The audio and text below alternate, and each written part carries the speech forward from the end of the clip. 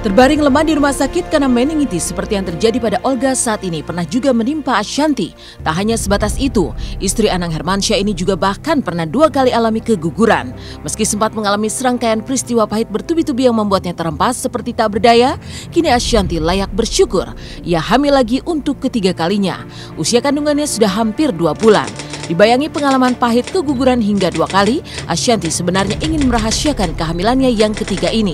Namun Anang sang suami seolah tak tahan, maka bocorlah kabar kehamilan Ashanti. Aku kebahagiaannya nggak lagi mikirin yang lain-lain, mikirinnya cuma bayi aja. Mau 2 bulan, makanya aku bilang kenapa aku juga nggak mau cerita-cerita, nggak mau heboh tuh aku tahan banget. Ya aku udah bilang sama dia, jangan ngomong-ngomong ya, please sampai 4 bulanan nanti kita ngadain pengajian. Nah itu aku udah lumayan lega. Dia nggak bisa menahan. Udah ya udahlah. Pengalaman udah 2 kali kemarin gagal itu kan satu hal yang buat kita nggak mudah ya. Gitu dalam arti aku kayak udah banyak lebih tahu, lebih banyak konsultasi, lebih banyak gimana sih ternyata apa yang ada di dalam diri aku. Ternyata aku ada pengentalan darah yang sebenarnya saat 2 kehamilan kemarin tuh bisa diatasin gitu. Tapi ya aku nggak mau bilang penyesalan atau apa, mudah-mudahan nggak terjadi sama yang ini. Tuh, jadi sekarang aku bolak-balik gitu dalam arti aku nggak bener-bener hanya di tempat tidur aja. Di sana pun nggak hanya di tempat tidur aja, nggak boleh ngapa-ngapain. Pergi ke toilet aja sama dokter kalau bisa diusahakan, kalau kecuali buang air besar gitu ya. Kalau masih bisa cuma pipis atau apa, harus kemarin di rumah sakit tuh di pispor. Ada yang harus dipantang Ashanti pada kehamilan ketiga ini bila tidak ingin mengulang lagi sejarah pahit kehamilan pertama dan kedua. Ia harus benar-benar istirahat total di tempat tidur atau bed rest. Beranjak dari tempat tidur tak boleh sembarangan. Lepas dari tempat tidur ia harus memakai kursi roda. Padahal seminggu sekali ia harus bolak-balik Indonesia Singapura untuk cek kandungan. Membawa bekal obat dari Singapura, setiap hari Ashanti harus suntik hormon hingga 9 bulan ke depan. Maka tak heran kalau bayi di rahim Ashanti disebut bayi mahal karena setiap minggu harus cek rumah sakit di Singapura. Itu semua dijalaninya karena tak mau gagal lagi kali ini. Cuma nggak boleh capek, nggak boleh banyak pikiran. Dan sehari disuntik sampai 3 kali. Setiap hari gitu, perut yang paling sakit tuh yang di pantat ya, itu suntik hormon. Dan itu suntikannya kental banget gitu. Bahkan Mas Anang yang disuruh suntik perut sendiri, tapi karena dia takut jadi tiap hari manggil suster. Makanya aku bilang aduh nih, tapi aku nggak mau bilang ini pengorbanan ya gitu. Karena mungkin tidak semua orang ngerasain perjuangan yang saya lakukan gitu kan. Biasanya orang banyak yang jadi gitu. Mungkin dengan begini mudah-mudahan anaknya harus baik karena perjuangannya mahal. Aduh, suntiknya setiap hari. Suntik tuh tiap hari. Jadi itu aku di koper isinya bukan baju bujang apa, suntikan semua gitu. Suntikan, ada yang buat pengental darah, pengencer, ada yang buat hormon, gitu-gitulah. Obat sehari bisa 30 biji selama 9 bulan. Pengalaman Ashanti 2 kali keguguran yakni bulan Mei dan November 2013 silam mengubah sikap Anang terhadap istrinya.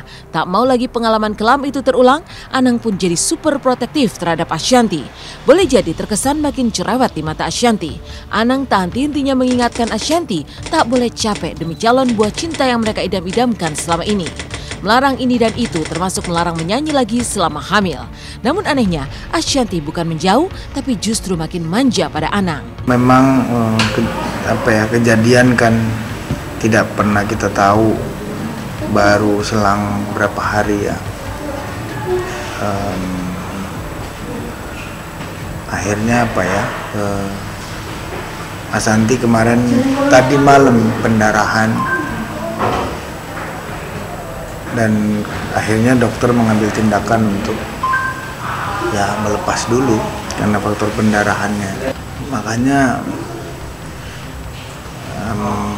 aku bilang bahwa ya Ashanti sih kalau ngomong keadaannya hari ini sudah mulai membaik lah. Cuman dianya masih cukup lemah. Dan memang kemarin efek jatuh agak nggak enak ya gitu, badanku juga lagi nggak enak, makanya dari sini kita mau ke dokter lagi ya, karena memang tadinya semalam kan dibawa ke rumah sakit, tadinya nggak boleh keluar sama dokternya, cuma karena ada acara ini aku bilang aku udah janji sama anak yatim piatu, jadi aku minta tolong bisa keluar dulu buat acara, karena aku udah nggak ngerasa terlalu sakit dan ntar selesai acara ini baru dibawa ke sana di rumah sakit lagi biar diperiksa bener-bener, takutnya efeknya kemana-mana. Iya, dia ngurusin banget ya, bener-bener suami yang walaupun dia capek gitu, kadang bete pasti karena aku nggak bisa ngapa-ngapain, nggak berdaya banget, nggak boleh. Iya, Mas Anang, anak-anak, keluarga, orang tua semua yang deket-deket pasti bawel. Jangan pecicilan lagi, jangan, aku orang nggak tahan diem gitu. Jadi sekarang aku udah koleksi film DVD yang banyak, nonton aja, pokoknya harus tenang, harus happy. Lepas dari kisah tadi, masih ada serangkaian kisah panas di Inten Hot News hari ini. Bopak tak hadiri sidang karena ingin cepat bercerai dari Putri. R yang mengaku dilecehkan UGB di BAP terkait kasusnya dengan Habib Salon namun mangkir. Hingga misteri kabar Raffi sudah melamar Nagita Slavina. Saksikan Inten Hot News di segmen berikutnya.